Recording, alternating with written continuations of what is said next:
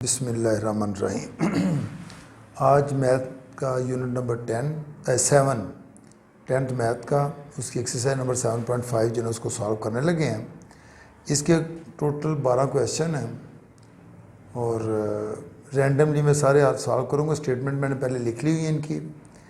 पहली स्टेटमेंट ये है कि find the angle of elevation of the sun if a 6 feet man cast a 3.5 feet shadow. यानी एक आदमी खड़ा है जो 6 feet का है, ये सपोज करते हैं एक आदमी है और उसका जो शेडो बन रहा है वो 3.5 feet बन रहा है। तो वो कह रहे हैं उसका एंगल ऑफ एलिवेशन फाइंड करें। तो एंगल ऑफ एलिवेशन जो है ना उसका ये बनेगा और ये इसके पैरेलल होगा क्योंकि ये भी लाइन पैरेलल है एक दूसरे के।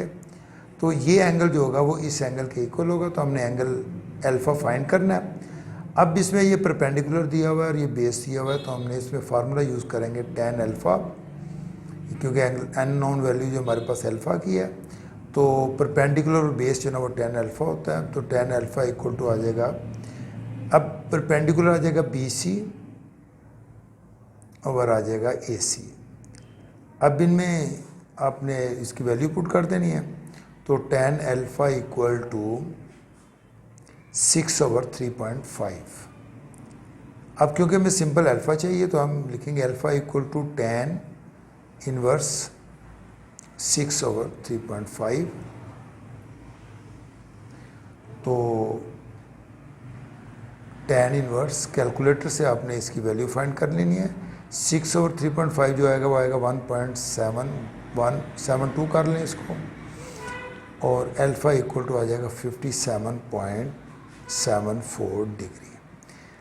तो ये अल्फ़ा की वैल्यू आ जाएगी 57.74 डिग्री अल्फ़ा। ये पहला क्वेश्चन हमारा कंप्लीट हो गया। सेम एज क्वेश्चन नंबर 2 के ऊपर आ जाएं कि उसने कहा कि 20 feet लैडर है। ये एक लैडर है जो कि 20 feet इसकी लेंथ है। लेनिंग अ वॉल के सामने जो ना वो लगाई गई है और बॉटम का वॉल से जो डिस्टेंस है वो 5 feet है ये इसका। तो वो कह रहा है कि आपने फाइंड द एक्यूट एंगल, उसका एंगल फाइंड करना है कि किस एंगल से वो दीवार के साथ लगाई गई है। तो अब इसमें बेस और हाइपोटेन्यूज दिया हुआ है। तो बेस और हाइपोटेन्यूज जो होता है हमारे पास वो आ जाएगा cos थीटा के इक्वल आएगा। तो इसे हम लिख देते हैं यहाँ पे। अच्छा जी, अब इसमें जो हमारे पास है ये बेस है और ये हाइपोटेन्यूज, तो cos का फार्मूला लगेगा। तो cos alpha equal to base इसकी आ जाएगी AC और AB। क्योंकि हमें अल्फ़ा चाहिए तो अल्फ़ा आ जाएगा alpha equal to cos inverse AC की वैल्यू हमारे पास है 5/20।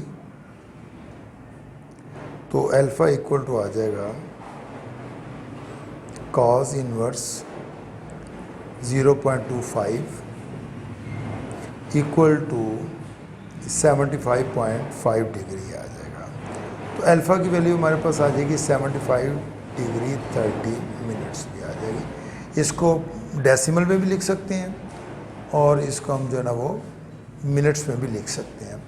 अब क्वेश्चन नंबर 5 के ऊपर आ जाएं। क्योंकि 2, 4 और 6 जो है ना वो लैदा किए, तो पहले मैं 1, 3, 5 8 नंबर वाला कर लेते हैं, फिर उसके बाद उसकी तरफ चले जाते हैं। तो क्वेश्चन नंबर 5 जो है उसमें वो कह रहा है कि rocket is launched and climb that a constant angle of 80 degree. यानी रॉकेट ऊपर की तरफ लॉन्च किया गया है, 80 डिग्री के एंगल बना रहा है। और जब वो 5000 मीटर ऊपर की तरफ चला जाता है देन वो कहता है कि आपने फाइंड करना है कि उसकी हाइट कितनी है। तो अब यहाँ पे ये हाइट परपेंडिकुलर है और ये हाइपोटेन्यूज है। तो इसमें साइन का फार्मूला लगा के आप उसकी हाइट जो है वो फाइंड कर सकते हैं। तो आ जाएगा sine alpha equal to perpendicular इसका बनेगा BC और 5000 मीटर आ जाएगा। तो हमें BC चाहिए तो BC इक्वल टू आ जाएगा साइन अल्फ़ा जो है उसकी वैल्यू 80 है, मल्टीप्लाई बाय 5000, तो बी सी हमारे पास आ जाएगा इक्वल टू साइन 80 आ गया 0.9848 मल्टीप्लाई बाय 5000, तो ये इक्वल टू आ जाएगा 4924.04 मीटर बी सी, यानी हाइट उसकी निकल आएगी। अब क्वेश्चन नंबर 2 की तरफ आ जाएं। तो क्वेश्चन नंबर 2 जो है वो कह रहा है कि a tree cast a 40 metre shadow when the angle of elevation of the sun is 25 degree, find the height of the tree. यानी उसने कहा कि एक दरख्त है, ट्री है, उसका शेडो जो बन रहा है वो 40 मीटर है और उसका एंगल ऑफ एलिवेशन जो है वो 25 डिग्री है। तो एंगल ऑफ एलिवेशन की फिर वही बात की, एंगल ऑफ एलिवेशन ये होगा और इसका पैरेलल ये होगा, तो इसको ए को हम जो है एंगल ऑफ एलिवेशन कंसीडर करेंगे 25 डिग्री। अब इसमें ये परपेंडिकुलर और बेस है, तो फार्मूला इसमें लगेगा tan का, तो tan alpha equal to perpendicular इसमें आ जाएगा बी सी और बेस आ जाएगी ए सी। अब क्योंकि हमें बी सी फाइंड करना है, तो बी सी इक्वल टू आ जाएगा tan अल्फ़ा इन टू ए सी, इनमें वैल्यूज पुट कर दें। अब tan अल्फ़ा आ जाएगा tan 25 डिग्री और ए सी हमारे पास वो आ जाएगा 40 मीटर, तो बी सी इक्वल टू आ जाएगा 25 की वैल्यू जो है वह 0.447 कर लें इंटू 40 मीटर, तो B C equal to height है जो कि आएगी हमारे पास 18.652 मीटर आ जाएगा। अब क्वेश्चन नंबर 4 की तरफ चले जाएं। तो वो कह रहे थे base of rectangle is 25 feet, यानी एक रेक्टेंगल है उसकी बेस 25 फीट है और उसकी हाइट जो है वो बी सी 13 फीट है। वो कह रहे हैं find the angle of diagonal, यानी इसको जो एंगल ऑफ डायगोनल बेस के ऊपर वो फाइंड करें क्या होगा। अब इसमें भी हमारे पास अगर ये triangle A B C consider करते हैं तो ये बेस है, ये परपेंडिकुलर, तो tan का फार्मूला लगेगा। तो इसमें हम लिख लेते हैं tan alpha equal to perpendicular आ जाएगा बी सी ओवर ए सी। अब हमें अल्फ़ा चाहिए तो अल्फ़ा इक्वल टू आ जाएगा tan इनवर्स, और बी सी और ए सी की वैल्यू पुट कर दें तो आ जाएगा 30/25, तो अल्फ़ा इक्वल टू आ जाएगा tan इनवर्स 13/25 की वैल्यू आएगी 0.52, तो शिफ्ट tan से कैलकुलेटर की मदद से अब इसको सॉल्व करें तो आएगा 27.47, ये आ जाएगा डेसिमल में, डिग्री में, और अगर इसको मिनट में लेंगे तो 27 डिग्री 52 मिनट्स आ जाएगा। सेम एज क्वेश्चन नंबर 6 की तरफ चले जाएं। तो 6 क्वेश्चन में वो कह रहा है कि एक एरोप्लेन है, aeroplane pilot flying an altitude of 4000 metre, यानी 4000 मीटर की हाइट के ऊपर है एयर के। वो कहता है कि उसने अब एयरपोर्ट पे उतरना है, तो वो जिस एंगल से वो डाउन हो रहा है वो 50 मीटर पे उसने डाउन होना शुरू किया, तो वो जब वो 4000 मीटर की हाइट पे था 50 डिग्री पे वो डाउन होता है, तो जिस पॉइंट पे उसने लैंडिंग करनी है उस पॉइंट से जहाँ पे उसकी हाइट 4000 मीटर थी उसके दरमियान आपने उसका डिस्टेंस जो है ना वो फाइंड करना है। तो इसमें ये परपेंडिकुलर और ये बेस सेम वही फार्मूला लगेगा जो ऊपर वाले क्वेश्चन में यूज़ हो रहा है, तो आ जाएगा tan alpha equal to B C और ए सी, क्योंकि हमने ए सी फाइंड करना है तो ए सी को इधर ले आए, तो ए सी इक्वल टू आ जाएगा B C over tan alpha. अब ए सी इक्वल टू आ जाएगा बी सी की वैल्यू पुट कर दें 4000 मीटर ओवर tan 50 डिग्री आ जाएगा, तो ए सी की वैल्यू हमारे पास आएगी ये आ जाएगा हमारे पास 4000 डिवाइड बाय 1.191, तो ए सी की वैल्यू हमारे पास आ जाएगी ए सी इक्वल टू 3356.4 4 मीटर। ये क्वेश्चन नंबर 6 हो गया। तो इसके बाद क्वेश्चन नंबर 7 की तरफ आ जाएं। Question number 7, a guy runs from the middle of a utility pole to the ground. The wire makes an angle of 72.8 degree with the ground and touch the ground at 3 meter from base. Find the height of the pole. अब ये देखें, यहाँ पे हमारे पास एक पोल ले लेते हैं जो कि उसकी लेंथ जो है ना वो पोल की DC है। वो कह रहे उसके सेंटर से जो पोल जो है ना वो बेंड होता है, यानी वो 3 मीटर जो उसकी लेंथ है, जहाँ से वो आके ज़मीन के साथ टच करता है। तो वो कह रहा है कि आपने इसकी फाइंड करनी है लेंथ पूरे पोल की। हालांकि यहाँ से पोल वो टूटा और टूटने के बाद वो बेंड किया यहाँ पे आ गया, तो हम फाइंड करना चाहते हैं कि उसकी टोटल पोल की लेंथ कितनी थी।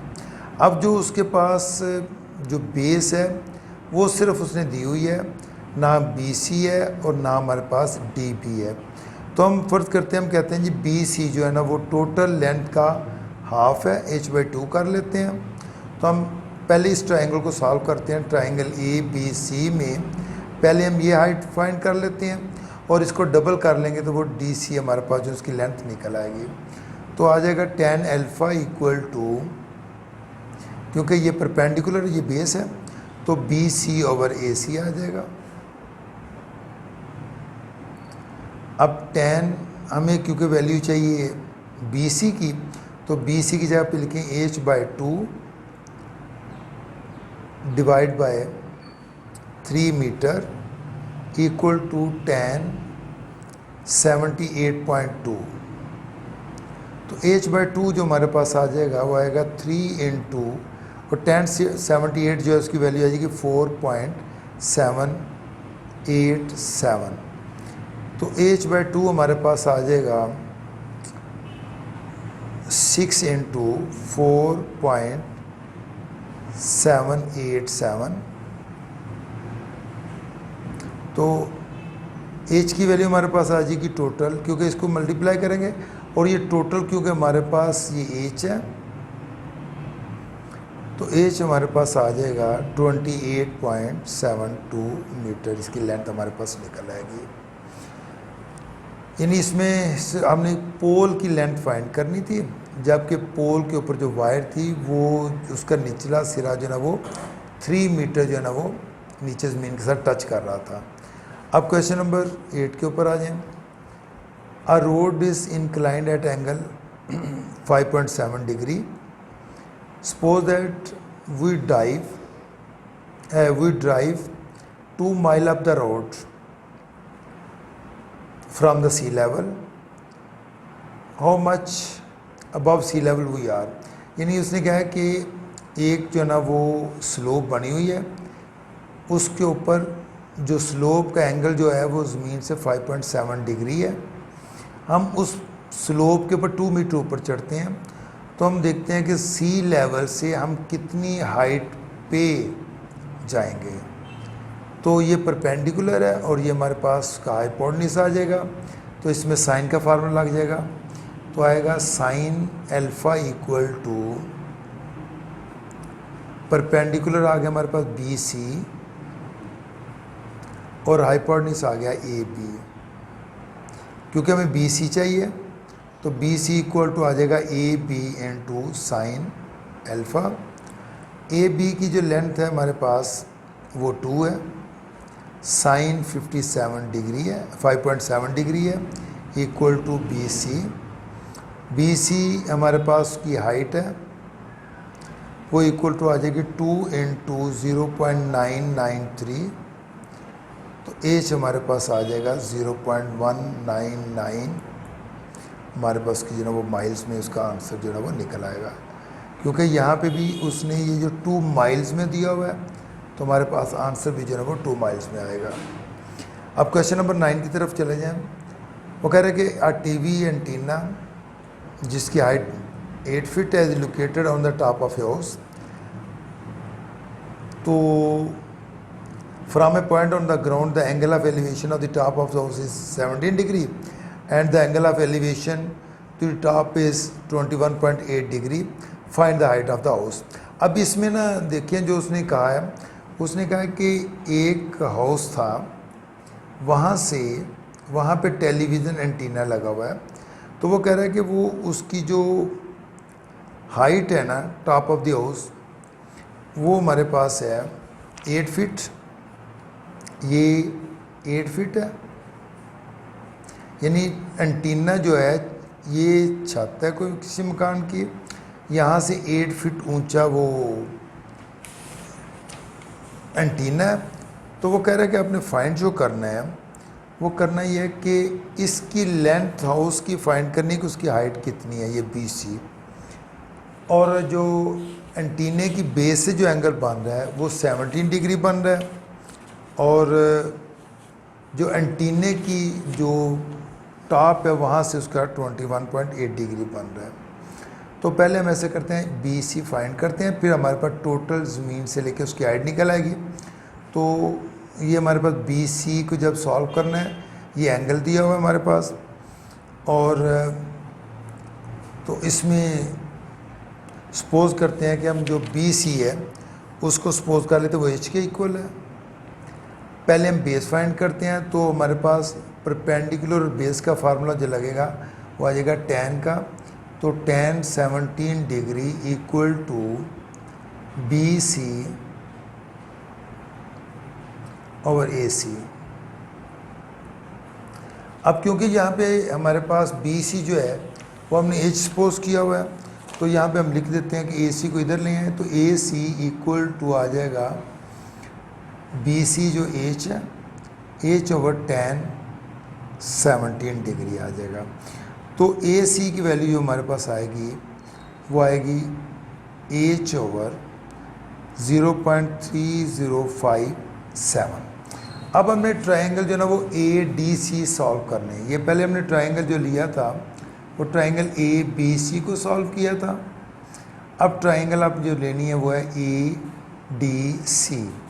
इसमें हमारे पास आएगा tan 21.8 डिग्री इक्वल टू, अब जो इसका परपेंडिकुलर है वो है DC ओवर बेस की वही आ जाएगी AC।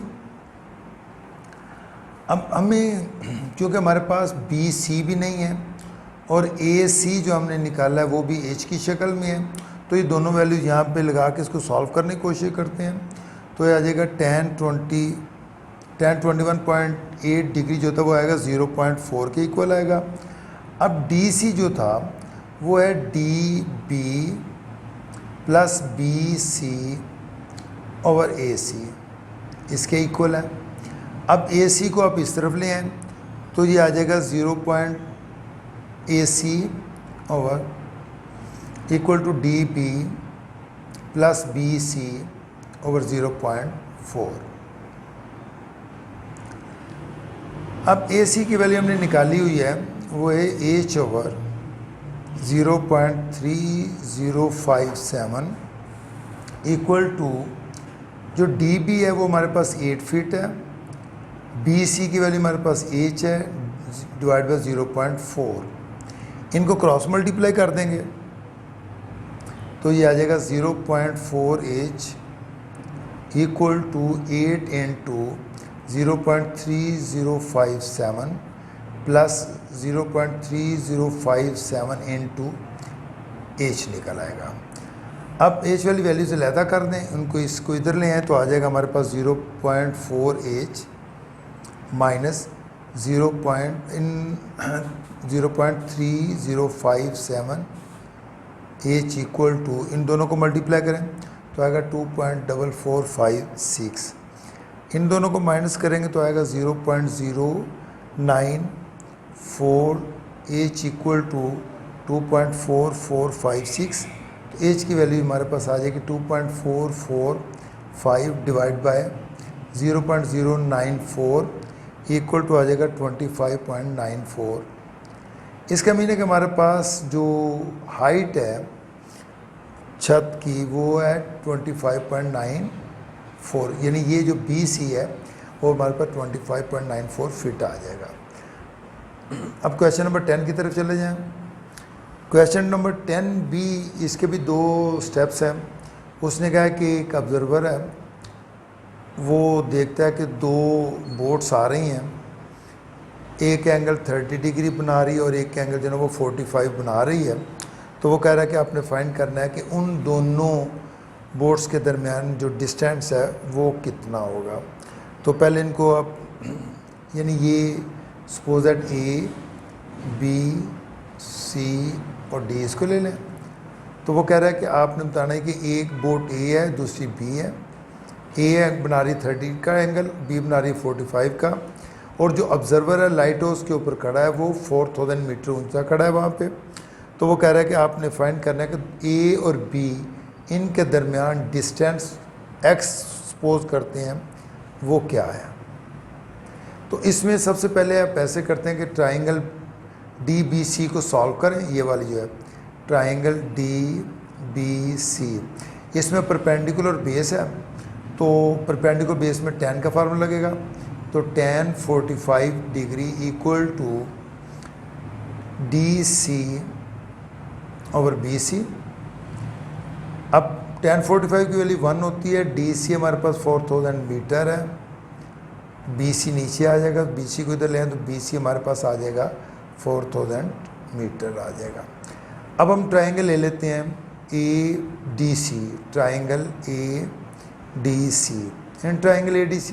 इसमें परपेंडिकुलर और बेस वो भी tan के इक्वल आ जाएगा, आएगा tan 30 degree equal to perpendicular उसका फिर आ जाएगा BC ओवर आ जाएगा AC। वी नो दैट कि AC हमारे पास AB प्लस BC के इक्वल है, और BC जो है अभी हमने फाइंड किया वो भी 4000 मीटर है। तो इसमें वैल्यू पुट कर दें तो tan 30 की वैल्यू जो आएगी वो आएगी 1/√3 इक्वल टू BC हमारे पास आ गया 4000 मीटर, और AC आ गया हमारे पास AB प्लस BC।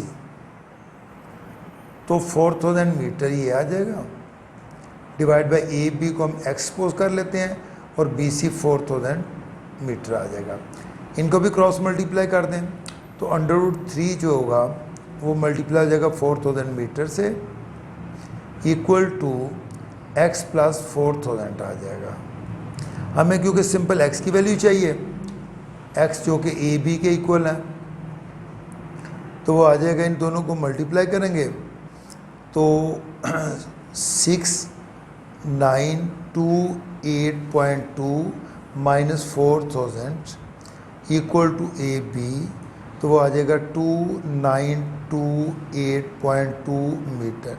तो इनका मीन है कि A और B दोनों जो बोट्स हैं उनके दरमियानी डिस्टेंस जो है ना वो 2928.2 मीटर होगा। अब question number 11, 2 ships which are in a line with the base of vertical cliff are 120 metre apart। 2 ships हैं और उनका दरमियान डिस्टेंस जो है ना वो 120 मीटर है। वो जो क्लिफ के ऊपर बंदा बैठा हुआ है या क्लिफ से उन दोनों के जो एंगल मेजर किए जा रहे हैं, एक का एंगल 30 डिग्री बन रहा है और दूसरे का एंगल जो है ना वो 45 डिग्री बन रहा है। तो वो कह रहा है कि पहले हमने देखना ये है कि BC फाइंड करें, यानी क्लिफ से जो 45 डिग्री पे शिप है उसका डिस्टेंस कितना है, और फिर क्लिफ की हाइट जो है ना वो आपने CD फाइंड करनी है। तो पहले हम ऐसे करते हैं, क्लिफ की हाइट ये ट्राइंगल DBC हल कर लें इसको पहले, ये थोड़ा सा इजी हो जाएगी। तो लिखें in triangle BCD tan 45 degree equal to DC over BC। तो DC को अब सपोज कर लेते हैं हमारे पास H के इक्वल है,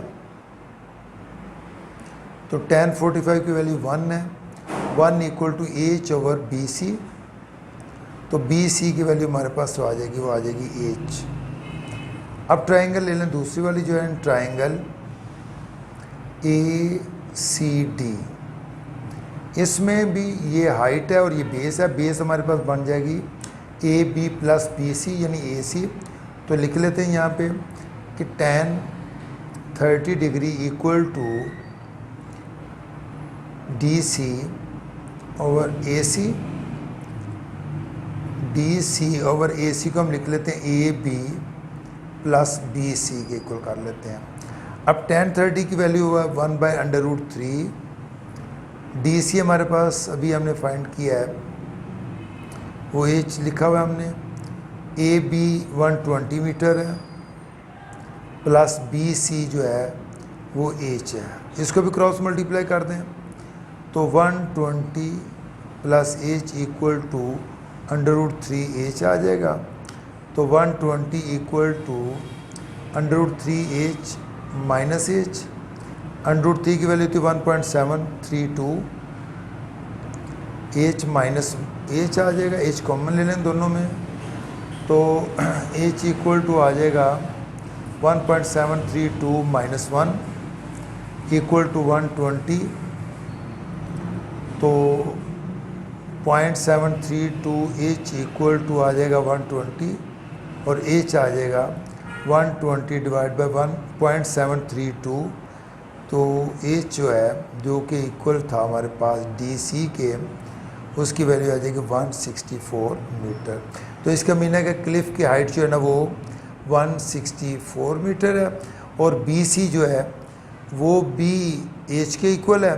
तो बी सी की वैल्यू भी 164 मीटर हो जाएगी। तो ये दोनों वैल्यूज़ हमारे पास सेम आएगी।